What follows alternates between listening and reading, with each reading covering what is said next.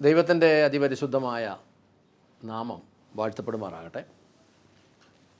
നമ്മൾ ഈ 1-ാം സങ്കീർത്തനം വായിക്കുമ്പോൾ അതിൻ്റെ 1-ാമത്തെ വാക്യം ഇങ്ങനെ എഴുതിയേക്കുക: ദുഷ്ടന്മാരുടെ ഉപദേശപ്രകാരം നടക്കുകയോ പാപികളുടെ വഴിയിൽ നിൽക്കുകയോ പരിഹാസികളുടെ ഇരിപ്പിടങ്ങളിൽ ഇരിക്കുകയോ ചെയ്യാത്ത മനുഷ്യൻ ഭാഗ്യവാൻ. ഈ ഭാഗ്യവാൻ എന്ന് മാത്രമാണ് ഇതിനകത്ത് എഴുതിയിരിക്കുന്നത്.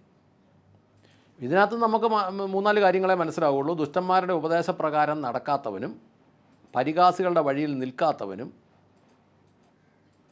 പാപികളുടെ വഴിയിൽ നിൽക്കാത്തവനും പരിഹാസികളുടെ ഇരിപ്പിടങ്ങളിൽ ഇരിക്കുകയും ചെയ്യാത്ത മനുഷ്യൻ ഭാഗ്യവാൻ എന്ന് എഴുതിയേക്കുന്നത്. വെളിപ്പാട് പുസ്തകം അവസാന അധ്യായത്തിൻ്റെ 7-ാമത്തെ വാക്യം, 22-ാം അധ്യായത്തിൻ്റെ 7-ാമത്തെ വാക്യം എഴുതിയിരിക്കുന്നത്: ഇതാ ഞാൻ വേഗം വരുന്നു, ഈ പുസ്തകത്തിലെ പ്രവചനം വായിക്കുന്നവൻ, പ്രവചനം അനുസരിക്കുന്നവൻ ഭാഗ്യവാൻ. ഈ പുസ്തകത്തിലെ പ്രവചനം അനുസരിക്കുന്നവൻ ഭാഗ്യവാൻ.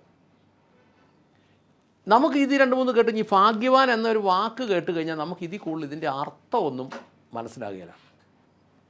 എന്നാൽ ആംപ്ലിഫൈഡ് വേർഷനിൽ എന്ന് പറഞ്ഞാൽ മൂലഗ്രന്ഥത്തോടെ ഏതാണ്ടൊരു നല്ലൊരു ശതമാനവും അടുത്ത് 90% നീതി പുലർത്തുന്ന ഒറിജിനൽ തർജ്ജിമയാണ് ഈ amplified version Bible. Amplified version ബൈബിളിൽ ബ്ലസ്ഡ് എന്ന് എഴുതിയിട്ട്, സങ്കീർത്തനം 1:1 ബ്ലസ്ഡ് എന്ന് എഴുതിയിട്ട്, ഈ ബ്ലസ്ഡ് എന്ന് പറഞ്ഞാൽ അനുഗ്രഹീതൻ ആരാന്ന് എഴുതിയതിനകത്ത് ബ്രാക്കറ്റിൽ 4 കാര്യങ്ങളോട് എഴുതിയിട്ടുണ്ട്. 1 ഹാപ്പി, 2 ഫോർച്യുനേറ്റ്, 3 പ്രോസ്പെരിയസ്, 4 എൻവിയബിൾ. ഈ 4 കാര്യങ്ങൾ ഉള്ളവനാണ് അനുഗ്രഹീതനെന്ന് എഴുതുന്നത്, നമ്മൾ വായിക്കുന്നത്. സങ്കീർത്തനത്തിനകത്ത് നമ്മൾ വായിച്ചത് 1-ാം സങ്കീർത്തനത്തിനകത്ത് നമ്മൾ വായിച്ചത് ആ ഭാഗ്യവാൻ എന്നത് എങ്ങനെയുള്ളവനായിരിക്കും എന്നതിനെക്കുറിച്ച് ആംപ്ലിഫൈഡ് ഡീറ്റെയിൽ ആയിട്ട് എഴുതുന്നുണ്ട്. നമ്മളപ്പോൾ അതിൻ്റെ ഓരോന്നിൻ്റെയും കൃത്യമായ വാക്കുകൾ, അതിൻ്റെ ഓരോന്നിൻ്റെ അർത്ഥങ്ങൾ അന്വേഷിച്ച് ഡിക്ഷണറി നോക്കിയപ്പോൾ ഹാപ്പി എന്ന വാക്കിൻ്റെ അർത്ഥം പല അർത്ഥങ്ങളാണ് കിടക്കുന്നത്. സന്തുഷ്ടമായ, തൃപ്തമായ, ധന്യമായ, കൃതാർത്ഥമായ, സൗഭാഗ്യപ്രദമായ, പ്രശസ്തമായ, നേട്ടമോ അവസ്ഥയോ കൊണ്ട് ആഹ്ലാദിക്കുന്ന അവസ്ഥ. ഇതാണ് ഈ ഹാപ്പി എന്ന വാക്കിൻ്റെ അർത്ഥം. സന്തുഷ്ടമായ, അല്ലെങ്കിൽ തൃപ്തമായ, അല്ലെങ്കിൽ ധന്യമായ, കൃതാർത്ഥമായ, സൗഭാഗ്യപ്രദമായ, പ്രശസ്തമായ, നേട്ടമോ അവസ്ഥയോ കൊണ്ട് ആഹ്ലാദിക്കുന്ന അവസ്ഥയാണ് ഹാപ്പി. 1-ാമത്തെ വാക്കിൻ്റെ അർത്ഥം അതാ. അപ്പം ബ്ലസ്ഡ് എന്ന് വചനം വിളിക്കുന്ന ആൾ ഹാപ്പി ആയിരിക്കണം. ഇനി 2-ാമത്തെ അർത്ഥം അതിനകത്ത് എഴുതിയേക്കുന്നത് ഫോർച്യുനേറ്റ് എന്ന, ഫോർച്യുനേറ്റ്. അതിൻ്റെ അർത്ഥം ഭാഗ്യവാനായ, ധന്യനായ, സൗഭാഗ്യമുള്ള എന്നൊക്കെ അർത്ഥം. ഭാഗ്യവാനായ, ധന്യനായ, സൗഭാഗ്യമുള്ള എന്നൊക്കെയാണ് അതിൻ്റെ 2-ാമത്തെ ഫോർച്യുനേറ്റ് എന്ന് പറഞ്ഞ വാക്കിൻ്റെ അർത്ഥം. 3-ാമത്തെ വാക്കിൻ്റെ വാക്ക് പ്രോസ്പെരിയസ് എന്ന് പറഞ്ഞാൽ ഐശ്വര്യപൂർണമായ, അഭിവൃദ്ധിയുള്ള, സമ്പന്നമായ എന്നൊക്കെയാണ് അതിൻ്റെ അവസ്ഥ. ഐശ്വര്യപൂർണമായ, അഭിവൃദ്ധിയുള്ള, സമ്പന്നമായ. 4-ാമത്തെ വാക്കിൻ്റെ വാക്ക് എൻവിയബിൾ എന്ന് പറഞ്ഞാൽ അസൂയപ്പെടത്തക്ക, അസൂയാവഹമായ എന്നൊക്കെ അതിൻ്റെ കിടക്കുന്നത്. അപ്പോൾ ഈ 4 കാര്യങ്ങളുള്ള വ്യക്തിയെയാണ് വചനം ഭാഗ്യവാൻ എന്ന് വിളിക്കുന്നത്. ഈ 4 കാര്യങ്ങൾ, കാരണം ആംപ്ലിഫൈഡ് വേർഷനകത്ത് അതിൻ്റെ ബ്രാക്കറ്റിൽ എഴുതിയിട്ടുണ്ട്, ഈ 4 കാര്യങ്ങളുള്ള വ്യക്തിയാണ് അനുഗ്രഹീതൻ. പക്ഷേ നമ്മുടെ ഇവിടെ ഇത് പറഞ്ഞു വന്നും പഠിപ്പിച്ചും വന്നു കഴിഞ്ഞപ്പോഴത്തേക്കും, ഒന്നാമത് ഈ മലയാളത്തിലേക്ക് തർജ്ജിമ എഴുതി വന്നപ്പോൾ വളരെ കാര്യങ്ങൾ, ഞാൻ ഓരോ ദിവസവും ഇപ്പോൾ ഇതിനെക്കുറിച്ച് കൂടുതൽ പഠിച്ചു വരുമ്പോൾ നമുക്ക് മനസ്സിലായി വളരെ കാര്യങ്ങളിൽ ഈ തർജ്ജിമയിൽ തെറ്റുണ്ട്. അത് ഏത് ബൈബിളാണേലും, NIV ആണേലും, സത്യവേദ പുസ്തകമാണേലും, മാത്യൂസ് വർഗീസ് തർജ്ജിമ ചെയ്ത വിശുദ്ധ സത്യവേദ പുസ്തകമാണേലും, POC ബൈബിളാണേലും, ഓശാന ബൈബിളാണേലും, ഇവിടെയുള്ള ഏത് വേർഷൻ ബൈബിൾ എടുത്ത് നോക്കിയാലും തർജിമയ്ക്കകത്ത് വളരെ അധികം തെറ്റുകളുണ്ട്. അതിൽ തന്നെ ഈ ഉള്ള കാര്യവും കൂടെ എഴുതാതെയും കൂടെ വരുമ്പോൾ നമുക്കിതെങ്ങനെ മനസ്സിലാകും? സന്തുഷ്ടമായ, തൃപ്തമായ, ധന്യമായ, കൃതാർത്ഥമായ, സൗഭാഗ്യപ്രദമായ, പ്രശസ്തമായ നേട്ടമോ അവസ്ഥയോ കൊണ്ട് ആഹ്ലാദിക്കുന്ന അവസ്ഥ. കേരളത്തിലെ വിശ്വാസികളിൽ നല്ലൊരു ശതമാനം എടുത്താൽ അങ്ങനെ ഒരു സാഹചര്യമേ ഒരാൾക്കുമില്ല. അതുകൊണ്ട് തന്നെ ആ ഹാപ്പി എന്ന വാക്ക് അവരുടെ ജീവിതത്തിൽ നിന്ന് ഒഴിവാക്കേണ്ടി വരും.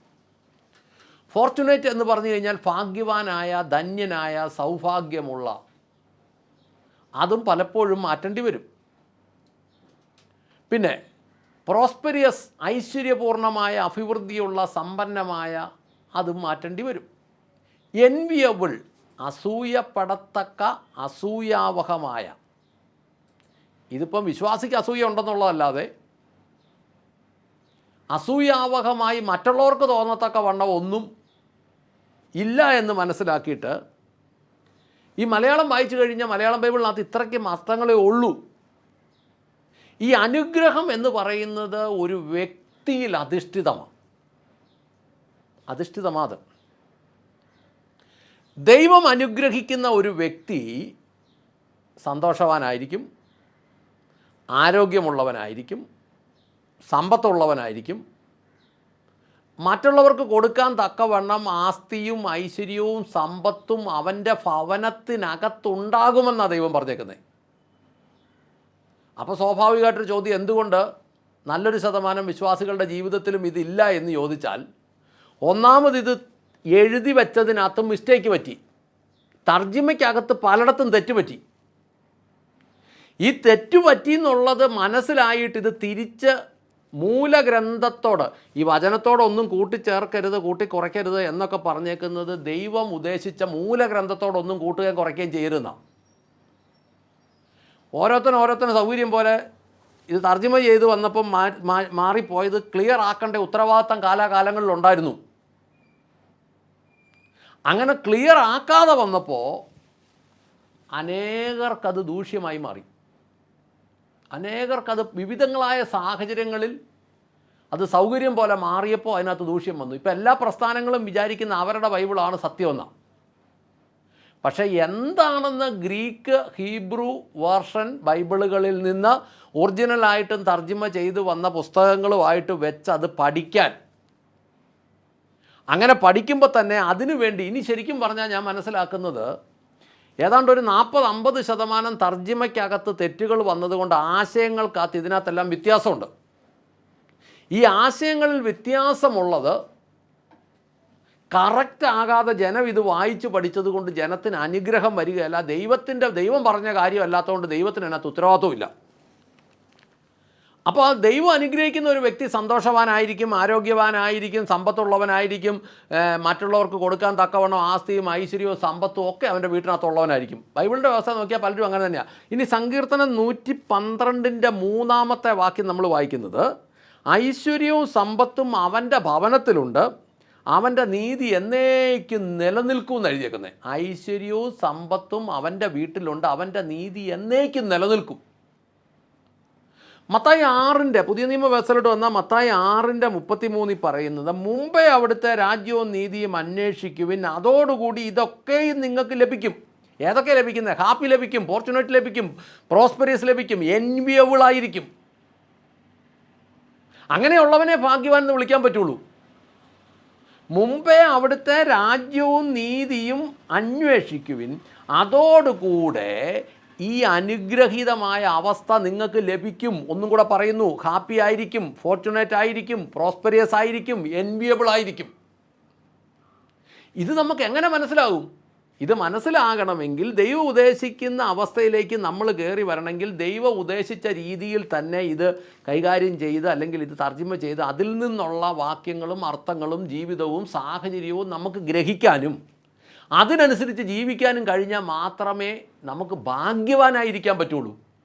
ഈ കേരളത്തിലെ നല്ലൊരു ശതമാനം വിശ്വാസികളും ഇന്നത്തെ പോലെ ഈ ദാരിദ്ര്യത്തിൽ കഴിയുന്നതിൻ്റെ അർത്ഥം, ഒന്ന് ഈ തർജ്ജിമയിലുള്ള മിസ്റ്റേക്ക്, 2 ഈ മിസ്റ്റേക്ക് ഉള്ളത് വ്യാഖ്യാനിച്ച് കുളവാക്കി പ്രസംഗിച്ചതിൻ്റെ പേരിലുള്ള പ്രശ്നം.